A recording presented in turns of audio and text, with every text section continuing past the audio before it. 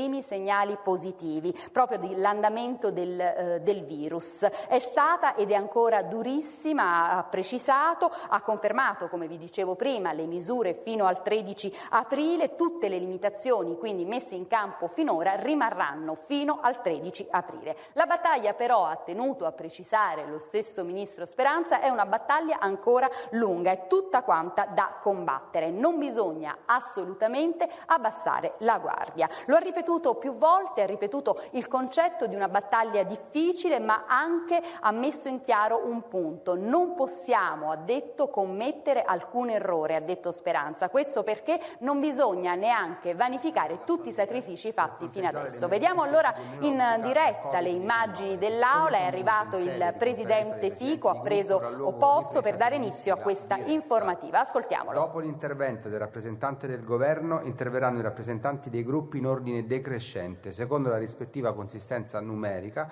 per 7 minuti ciascuno. Un tempo aggiuntivo è attribuito al gruppo misto. Ha facoltà di parlare il Ministro della Salute, Roberto Speranza. Prego, Ministro. La parola al Ministro Speranza. Grazie, per l'inizio dell'informativa. Onorevoli colleghi, voglio innanzitutto ringraziare i gruppi parlamentari che con la loro richiesta di audizione mi danno l'opportunità di relazionare alle Camere sull'emergenza in corso. Focalizzerò questa mia informativa prevalentemente su alcuni punti di maggiore rilevanza sanitaria, considerandola un aggiornamento rispetto a quanto già affermato dal Presidente del Consiglio, che è stato qui in Aula nella passata settimana, e dalle mie precedenti informative.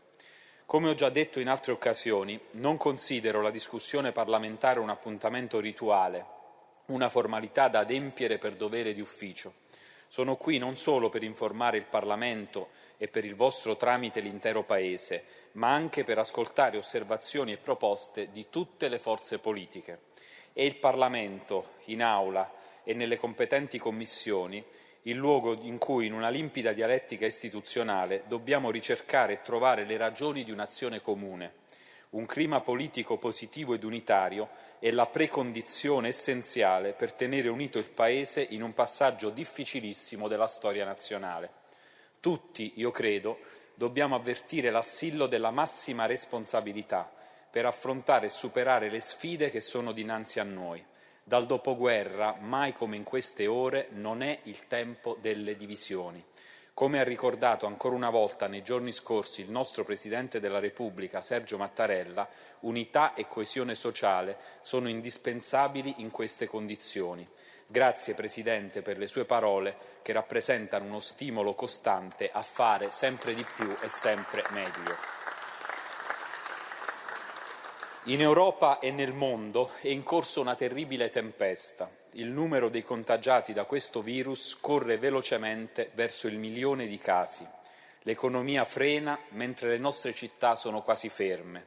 Sembrava impossibile, eppure in poche settimane sono radicalmente cambiate le nostre abitudini, consolidati stili di vita.